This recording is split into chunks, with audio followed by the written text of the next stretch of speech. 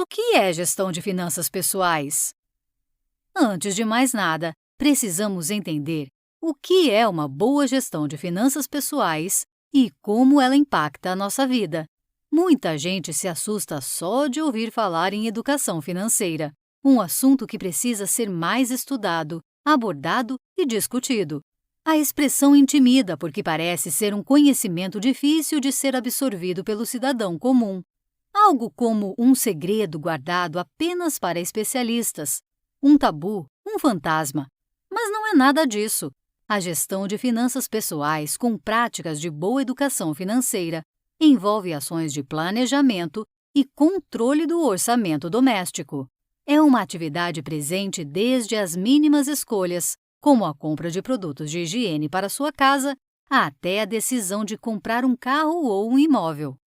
A sua situação financeira é resultado da dedicação ao planejamento para a administração das finanças. Quanto mais você se empenhar, traçando metas realistas, detalhando os gastos e procurando economizar em busca de um bem maior, mais saúde financeira terá. Tá, mas por que isso é importante? Parece uma resposta óbvia. É impossível viver sem dinheiro. Ele nos permite aproveitar serviços essenciais, comprar produtos de nosso interesse e também desfrutar de algum conforto. Claro, não é à toa que as pessoas buscam empregos com salários melhores, né? Daí vem a necessidade urgente de entender bem as finanças e estudar em detalhes as melhores formas de trabalhar melhor com elas. Entender de finanças pessoais e protagonizar a sua vida financeira é o básico para ter mais independência e saúde mental. Vamos construir este hábito? Quando você não tem conhecimento sobre o assunto, aumenta o risco de cometer erros comuns, se endividar e perder a capacidade de investir em uma vida mais confortável. Assim, pode cair no círculo vicioso das pessoas endividadas, precisando trabalhar mais e mais para ter acesso ao básico. Acha que o endividamento excessivo não é um problema grave? Segundo dados do Serviço de Proteção ao Crédito, mais de 60 milhões de brasileiros estão com o nome negativado e quase metade da população sujou o nome nos últimos 12 meses. Agora pense nas taxas de juros cobradas pelos principais causadores do endividamento, enquanto para o cartão de crédito elas chegam a 275% ao ano. O cheque especial chega a cobrar até 305% de juros anual. Em uma época com mais oferta de compra de bens e serviços pela internet, a sedução é grande. Mas como o dinheiro vai durar se você não se planejar e cair nessas armadilhas? Já passou por isso? Alguma vez se perguntou sobre como uma devida educação financeira teria evitado esse tipo de transtorno? Pois é, deu para sacar como entender bem de finanças pessoais é importantíssimo para lidar com o seu dinheiro. Agora sim vamos começar de verdade. Tenha uma ferramenta de controle financeiro pessoal. É hora da prática. Você é capaz de responder assim, na lata, quanto gastou no último mês? Difícil? E nesta semana?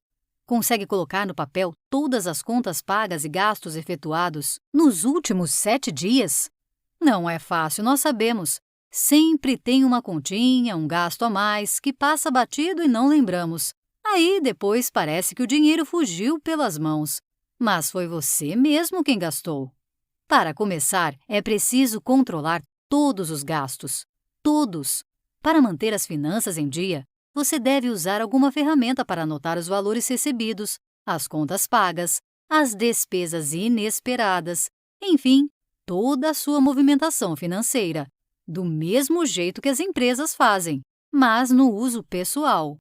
O mais comum é usar uma planilha de controle de gastos, o popular Excel, ou até mesmo o Google Spreadsheets. Existem muitos modelos na internet para você baixar e anotar exatamente para onde o seu dinheiro está indo. Para manter as finanças em dia, este passo é fundamental, inadiável e deve ser o primeiro a ser tomado. Outras pessoas preferem anotar tudo em um caderninho, separando receitas de um lado e despesas do outro, para somar tudo ao fim do mês e fazer um balanço da própria saúde financeira. Fica a seu critério. O importante é não deixar passar. Para quem prefere ter tudo na palma da mão, também existe a possibilidade de usar bons aplicativos para facilitar a tarefa. Um deles é o Mobilus. Com ele, você consegue administrar suas finanças de um jeito fácil e automatizado. Quando você controla os gastos, começa a desenhar um mapa para não se perder no caminho para o controle de finanças. Antes de poupar, vamos finanças de um jeito fácil e automatizado. Quando você controla os gastos, começa a desenhar um mapa para não se perder no caminho para o controle de finanças. Antes de poupar, vamos eliminar as dívidas? De nada adianta pensar em guardar dinheiro sem acabar com as dívidas. Em alguns casos, é possível negociar os débitos maiores por opções mais baratas de pagamento. Se a coisa fugiu do controle, busque uma alternativa para negociar em parcelas as dívidas pendentes com cheque especial, cartão ou outra modalidade de crédito. Assim, você diminui os valores pagos com os juros e começa a caminhada da poupança. Não é produtivo começar a poupar ou a investir estando endividado, porque os juros cobrados pelos bancos e instituições financeiras superam, e muito, os rendimentos daquilo que estiver investido. Cuidado com o cartão de crédito. Agora que você já sabe como manter um controle de todo o dinheiro que entra e sai, não esqueça: o cartão de crédito não é renda. Claro, esse dinheiro de plástico é uma mão na roda em muitas situações. Mas quantas pessoas você não conhece que se enrolaram com parcelas intermináveis e juros a perder de vista? Isso porque muita gente não controla os gastos e estoura o orçamento com o cartão de crédito. Quer manter a saúde financeira? Deixe seu cartão de crédito apenas para uso emergencial, quando for preciso realizar compras de valor muito alto e que você não consegue pagar à vista. Os cartões são mais difíceis de controlar porque não vemos o dinheiro saindo do bolso. E de parcelamento em parcelamento, você cria uma bola de neve em crescimento permanente. Nem mesmo os famosos programas de milhas são tão bons assim, porque os resgates dependem de um gasto muito alto. Pare de pegar empréstimos. Se você é daqueles com empréstimos como parte da rotina financeira, pare agora. Essa modalidade de crédito deve ser usada como o último recurso financeiro, nunca um hábito rotineiro. No mundo ideal, suas compras mais caras serão pagas com o dinheiro guardado por muito tempo.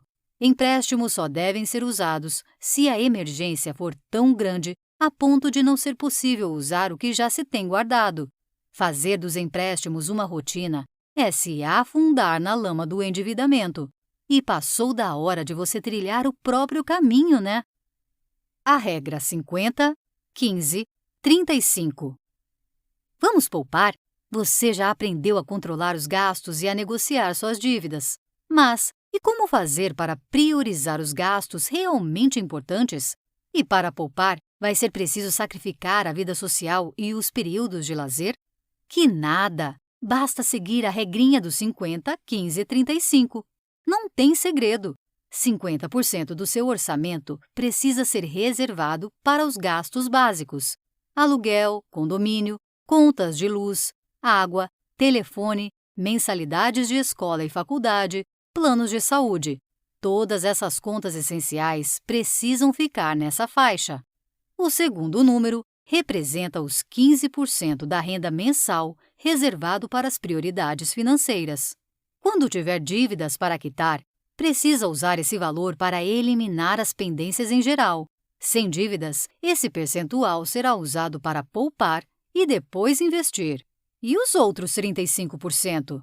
Serão gastos com lazer, academia, cuidados pessoais e tudo que faça parte da manutenção do seu estilo de vida. Viu como não é tão difícil como dizem por aí? Seguindo essa rotina com controle, o caminho fica mais fácil. Dá até para pensar numa reserva de emergência. Vamos? Crie uma reserva de emergência. Orçamento bem controlado, dívidas quitadas, regrinhas bem entendidas. Vamos começar a poupar?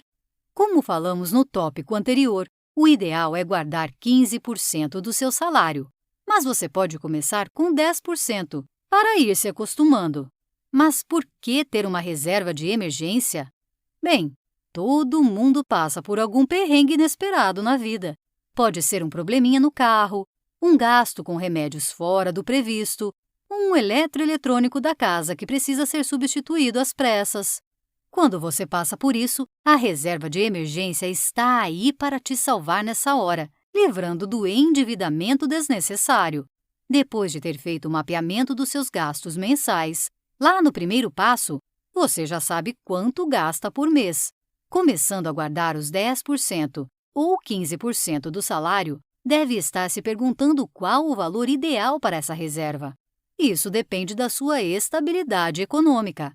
Se estiver bem estabelecido, uma reserva interessante tem o equivalente a 6 meses de despesas. Se sua vida financeira foi mais instável, o ideal é acumular 9 meses do valor gasto mensalmente. Você não precisa, por enquanto, se preocupar com o rendimento desse dinheiro guardado. Por isso, o ideal é deixar o valor da reserva em aplicações seguras.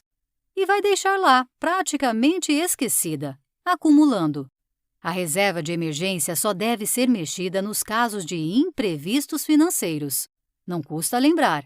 Quando ela estiver bem estabelecida, você respira aliviado e pode pensar com mais tranquilidade nos investimentos de maior risco, além de não se preocupar com os possíveis contratempos que aparecem sem nossa previsão. Cuide da aposentadoria o quanto antes.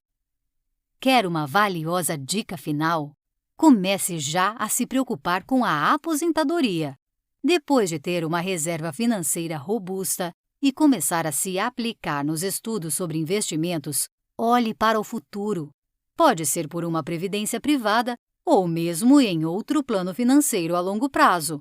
O importante é pensar que não dá para depender da aposentadoria pública para manter um estilo de vida confortável, ainda mais por se tratar da época da vida em que mais precisamos de cuidados com saúde e bem-estar.